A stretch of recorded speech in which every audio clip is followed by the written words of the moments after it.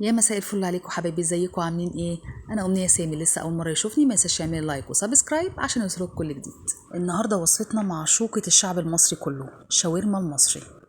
طبعا كنا بنحب الشاورما المصري اللحمه جدا وبناكلها دايما بره في الشارع. النهارده هنعملها في البيت باسهل وابسط طريقه، وبتعتبر من الاكلات المنجزه والسريعه جدا. يلا معايا عشان تشوفوا الطريقه بالتفصيل. هنا بجيب معايا نص كيلو لحمه بنقطعها تقطيعه الشاورما رفيعه وطويله كده، وبصلايه كبيره مضروبه في الكبه ومفرومه فرم ناعم. هنبدأ بقى ننزل على البصلة بالتتبيلة بتاعتنا. تتبيلة الشاورما المصري بسيطة جدا: معلقتين خل كبار، ومعلقة صغيرة فلفل اسود، ومعلقة صغيرة بصل بودر. بس كده، زي ما قلت لكم تتبيلتنا للشاورما بتبقى بسيطة قوي. نقلب كله مع بعض كده وهننزل عليهم باللحمة ونسيبها بقى في التتبيلة دي مش اقل من ساعة. ويستحسن لو انت تبلتيها من بالليل وسبتيها في التلاجة، او تتبلي الكمية بتاعتك كلها بتاعت الشهر اللي تحطيها في الفريزر وتطلعيها على قد الاستخدام. هنا كنت بوريكم شكلها انا بقطعها ازاي، بحب اقطعها رفيعة وطويلة. هنا بقى هوريكم المكون الاساسي للشاورما بتاعت المصري، وهي اللي ببشر اللية حتت صغيرة جدا بحيث ما تبانش في الأكل، ولا بستخدم لا زبدة ولا سمنة ولا زيت. هي اللية بس بستخدمها، بحطها على الطاسة تسيح وانزل عليها باللحم. على فكرة أنا من الناس اللي ما بحبش اللية ولا بحب احطها في أي حاجة ولا بحب طعمها ولا بحب لحمة الخروف أساسا، بس هي فعلا في الشاورما بتدي طعم تحفة للشاورما.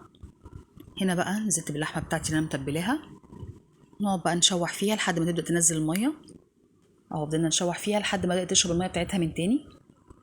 هنا هننزل عليها نص كوبايه ميه ونوطي العين بتاعه البوتاجاز ونغطي عليها بقى ونخليها نستوي براحتها، بتاخد حوالي نص ساعه.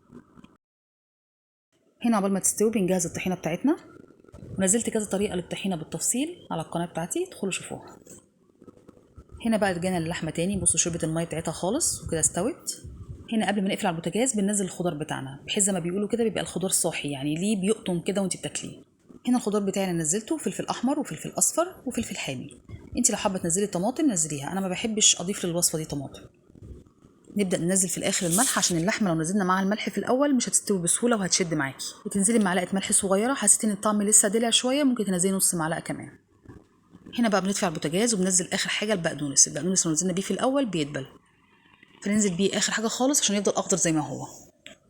وبس كده، شاورمتنا كده جاهزه بقى نحطها في السندوتشات بتاعتنا على طول. زي ما انتم شايفين بحط طبقه طحينه وفوقيها طبقه الشاورما، بعد كده طبقه طحينه تاني. ممكن اصلا ما تعملوهاش سندوتشات اصلا وتعملوا شويه مكرونه وعليهم شويه شاورما من فوق، بتبقى اكله تحفه.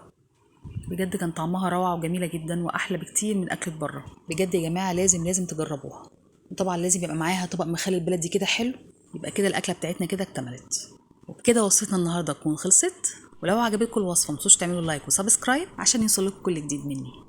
واشوفكم إن شاء الله المرة الجاية في أكلة جديدة ووصفة جديدة. سلام.